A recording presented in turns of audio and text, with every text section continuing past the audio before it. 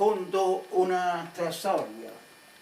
Io quando sono partito per fare il soldato, veramente sono stato fortunato, avevo un colonnello che mi voleva tanto bene e io ho fatto anche parecchi lavori da lui aveva fatto il trasloco e mi disse: Carmelo, conosci qualcuno perché sa capire qualcosa per i mobili, per fare il cambiamento, per traslocare? Dico: signor colonnello, non c'è problema, ci sono io. E lui aveva una passione con me, mi ha voluto tanto bene, veramente. Poi una volta dovevo andare a Natale a casa e io non ho potuto andare perché c'era una febbre forte, era ricoverato in fureria. E poi il giorno di Natale, che non mi ricordo, che mi ricordo sempre, era nel letto, c'era la febbre quasi a 40. Prima viene il prete, mi viene da l'augurio, il tenente prete viene da me, poi viene il capitano della compagnia e poi all'inizio poi arriva il mio colonnello insieme al colonnello.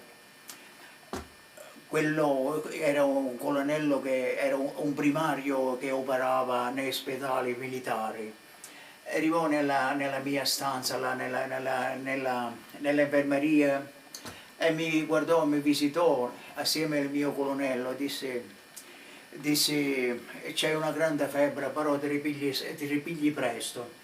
Poi dopo che loro se ne sono andati è venuto il tenente, il capitano medico, mi domandò: Carmelo, ma tu chi sei? Ma sono Carmelo, chi sono? Non sono quello che mi vedi. Dici, il professore medico non è venuto mai qua, questo era qui faccio il dottore medico io, e di che faccio il capitano medico. E dico: non lo so, forse l'ha portato il mio colonnello. E c'è stata sempre questa. Poi me ne sono andato alla Befania, poi sono andato in feria, il capitano della compagnia non mi voleva mandare, che ancora era malato. E mi mandò un sergente che abitava in Calabria, disse: ti do 7 giorni di ferie, però devi andare a accompagnare a Carmelo a casa. E dico: signor capitano, non mi può portare a casa, io abito in campagna, prima devo prendere il bus, poi dal bus devo andare a piedi. Dice: beh, non mi interessa, ti devo accompagnare lui fino a casa. E il sergente disse: va bene, lo farò.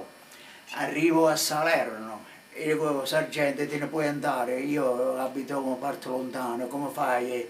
Veramente è difficile che tu... E dice: ma guarda che a me mettono in prigione se ti succede qualcosa, stai tranquillo, tutto a posto. E così, non lo so se sono stato un uomo fortunato o sono stato veramente bravo, questo non lo so.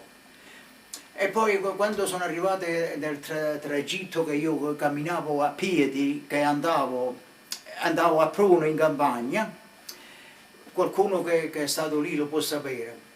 Il tragitto alla metà era più o meno, ci mancavano 4-5 km dalla Croce di Pruno. Prima di arrivare alla Croce di Pruno sento il mio cane, si chiamava Palummo. Quando sento il mio cane: ma è possibile che questo qua è? Era il 5 gennaio 1970. C'era anche la neve là, dico: ma che faccio il cane qua? E mi è sentito che io... quello c'aveva, non lo so, che c'aveva l'istinto, mi è venuto a incontrare. E poi mi ha accompagnato, camminavamo insieme al cane. Poi c'erano i sentieri, quando era un po' stretto il sentiero, il cane si andava dietro, mi metteva la precedenza e mica camminava. Poi quando il sentiero era un po' più spazioso, così il cane camminava affiancato a me. Poi sono arrivato a casa, come ha salutato mia mamma, il cane poi se n'è andato. Lo so che voi non ci credete, però purtroppo se voi amate queste cose potete verificare con le vostre idee, con la vostra mente. E poi mentre che parlavo con mia mamma, che sono arrivato a casa, ho sentito il cavallo, Dico, ma il cavallo poi lo sono andato a salutare anche il cavallo, forse gli mancava le mancava che io che non era assente tanto tempo. Comunque se voi veramente credete qualcosa dovete credermi anche a me. Io non è che mi sono inventato con questo cane, questo è venuto veramente lui a incontrarmi alla metà del sentiero, che erano là, erano 4-5 ore di cammino, non è che era poco. Va bene, se mi ascoltate io racconto sempre tante storie, se volete mi potete veramente contattare sempre che volete. Io sono un inventore e sono anche diciamo un astrologo, che l'ho fatto sempre con la natura, però per me l'artista veramente, quello più forte di tutti, è sempre il contadino, che ci fa da mangiare, se no noi moriamo di fame.